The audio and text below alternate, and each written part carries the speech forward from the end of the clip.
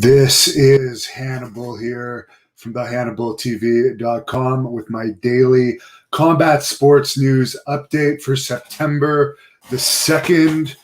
Dwayne "The Rock" Johnson has officially recovered from COVID-19, according to a post he made on Instagram tonight.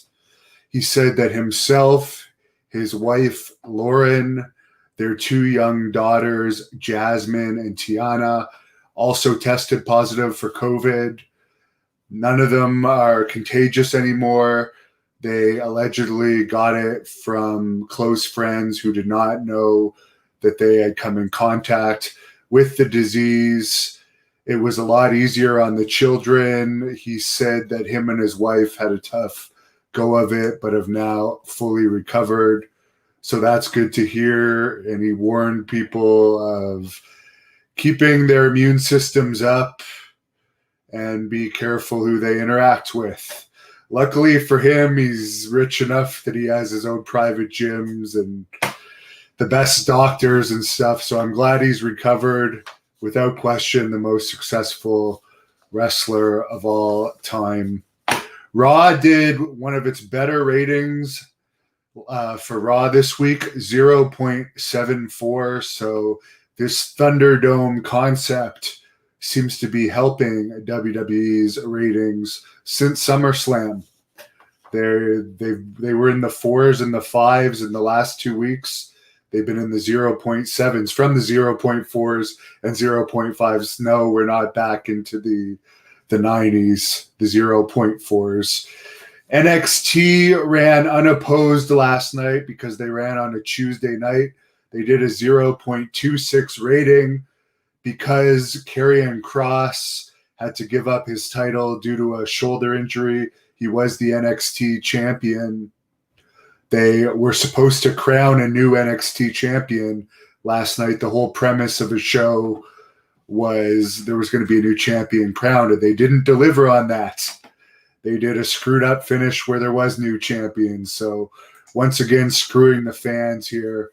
John Falsetta tipped $2 and says, so The Rock is like 99.9% of this world that gets COVID recovers. Well, the older people don't recover.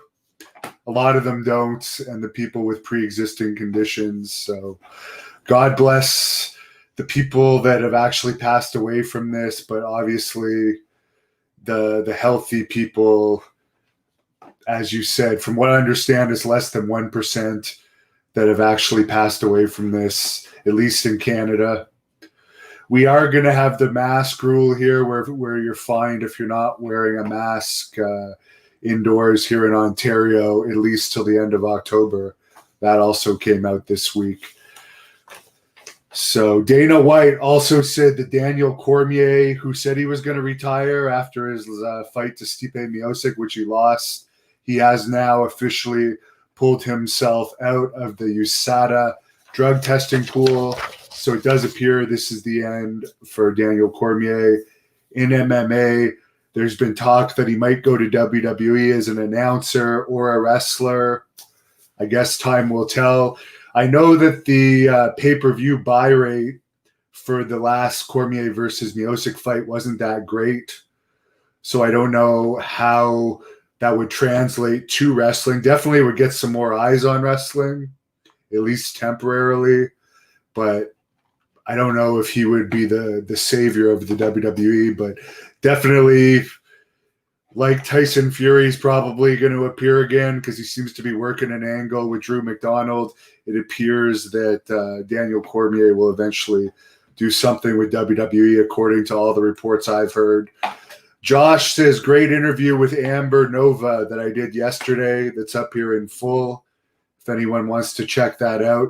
I interviewed Magic Schwartz today from the over-the-top Lionheart movies, as well as Grunt the Wrestling movies, the Tag Team Pilot with Jesse Ventura and Roddy Piper, the Stone Cold movie that existed before Stone Cold Steve Austin existed.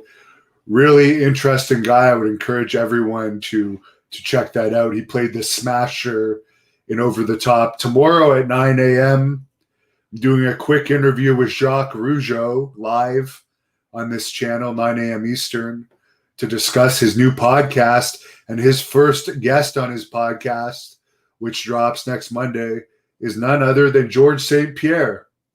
So two of probably the biggest names of Quebec in the history of Quebec are in the first podcast of Jacques Rougeau. So he's going to talk about that. Then at 4 p.m. Eastern, if any of you are Eurodance fans of the 90s, I'm going to have the lead singer of Love Inc. on this channel. And then Friday at 4 p.m. Eastern, Terry Gordy's daughter is going to be doing an interview with me live. Next Thursday, Rodney Mack. I got a lot coming up.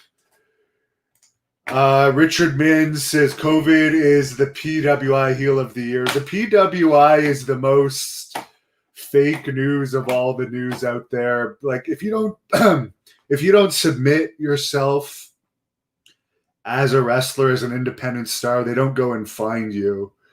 The PWI is a load of crap. Would I ever interview Dwayne Johnson? Yes, of course I would. I've interviewed his mother. I've interviewed his father. I was supposed to do a second interview with his father, but the father passed away. But I hope to not only interview his mother again, but one day I will interview The Rock. Mark my words. By the way, I put out a post yesterday that over the past 30 days, the Hannibal TV has had more viewers than Ring of Honor, as well as NWA by far, like not even comparable to NWA and MLW, which has barely got any views at all in the past month. But some people said, oh, why are you bragging about beating NWA, Ring of Honor, and MLW? Well, I am one person. Thank you to the fans that support me. But Ring of Honor is owned by Sinclair Broadcasting, a huge corporation with access to mega bucks. NWA is owned by the multi-millionaire Billy Corgan. MLW has a TV deal and has a lot of stars. So for one person that's never been on a TV wrestling company, I'm pretty impressed with that. And I will take any victory I can get. And I'm going to continue to grow. And one of these trolls said, yeah, and you're still not in any of those three companies. Who the hell cares? If those three companies aren't interested in someone that actually gets more views than them in a month, that's their loss.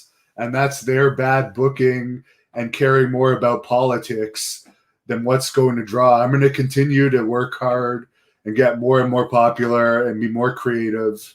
And I thank you all once again for your fan support and for the guys like John Falsetta that tip me regularly. Mike says Mountie to the Hall of Fame already. He should be. But again, wrestling is political. Ralph Vaqueros is amazing. Thank you. John says, I also interviewed The Rock's uncle, Haku. Well, technically I did it because I have heat with Haku, but one of my assistants interviewed Haku not once, but twice. I have 2 interviews with Haku on this channel. Gagne has a lot of great stories. Big Beef 35 as far as Greg Gagne. I would like to interview Greg Gagne at some point. Yeah. Sam Len says, why do people ever wonder why a heel heels out? I don't know. There's very few good heels out there today. I'm one of the few left. But it doesn't look like I'll ever get the opportunity to be a full heel due to me being a reporter and making my money as a reporter. Can't really be a full heel. Wayland hates Brock Lesnar. Alain says, keep up the great job. Bronze Age Brian says, you may need to put Billy Jack in a full Nelson. We still haven't seen Billy Jack for a while. James Mack, you're never going to see me in AEW. And by the way, yes, AEW's YouTube channel gets more views than me, but more people watch my YouTube channel in a month than watch AEW Dynamite. And I don't want to work for AEW and be told what to do by the nerdy dweebs like Tony Khan. Like they can go to hell. I offered my services for Cody's open challenge, and we proved that that was a false open challenge. Captain Point tips me $2, and he says, big fan of the channel. Keep up the great content. Thank you, Captain Point. Goth Rocker 7. You got to love those Goth Rockers. He's joined my Patreon. Thank you. I appreciate all the Patreon support. It's $1.99 to watch my videos ad-free on there. And you don't have to watch ads, and you help support me. You help me pay for interviews, because the vast majority of my interviews I pay for.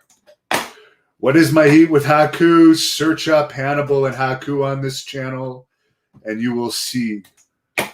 Sam Lentz says, we got to pester the wrestling companies. It's up to you guys, but I'm a producer in Great North Wrestling, and I'm happy with that. In fact, Great North Wrestling is presenting the Blood Hunters Forest of Fear match series coming next month to the Hannibal TV. It's going to be brutal. It's going to be disturbing. I've been setting this up through Kevin Sullivan and Blaze, who are the Blood Hunters manager and valet, and he's going to have some victims for this Forest of Fear match. Or actually, it's going to be several matches. So look forward to that. Alain tipped me $5 and says, here's a $5 shake at the gym. Alain, I had to stop going to that gym. I stopped training in Quebec now. They're a little more expensive at my new gym, but I will put that towards the tub of protein that I have to buy this week. I'm almost out of protein. I got to head to the supplement shop tomorrow, actually. Thank you, Alain. Thomas says, I'm better off doing what I'm doing. Working for one of the big companies now is no longer like an honor like it was in the 80s and 90s. It's insulting the way they disgrace the business. I agree. And like, unlike the 80s and 90s, you can do well for yourself on your own, thanks to YouTube. So, exactly. And why would I want to work for a corporation that's going to put restrictions on me and hold me down, and you have to walk on eggshells around Vince? And no, honestly, there's not even any other than Brock Lesnar. There's nobody I would even want to wrestle in the WWE. Honestly, there really isn't. Cody Rhodes, I would have wrestled had he taken the challenge, but I lost all respect for him, as have many fans and wrestlers, for him ducking my challenge, and now he's disappeared. Hurricane, one of my biggest supporters, says, hope everything's going well. Hashtag Great North Wrestling from another one of the fans. Thanks a lot. Comedian, would I ever fight in the UFC? At one point I would have, when I was actually training seriously in MMA before the whole Abdullah the Butcher situation happened. But at this point, you only make like $10,000 for your first UFC fight. And you got to train a lot. You got to pay your corner. You got to pay your coach. I'm doing a lot better doing what I'm doing now, and I'm actually enjoying it. Will I fight in a real competitive fight before I get too old? Yes, I will. Yes, I probably will, but I doubt it'll be in UFC. Gothrocker7 tips me $5 and gave me that towards my nutrition store. Really appreciate it. Mike wants me to move to California. I love California, but I like Arizona's my favorite state. I want to eventually move to Arizona because I love Arizona. I can do interviews in Arizona. I'm quick to get to California from there, quick to get to Nevada from there. And honestly, I'd love to promote events in Arizona as well. I really hate the cold. I just bought a new Jeep this week. I just got it on Monday. So thanks for the fan support. And that Jeep is going to help me drive in the winter, because the winter driving here in Canada is brutal. Have a great night. Thanks for the tips and the comments, everybody.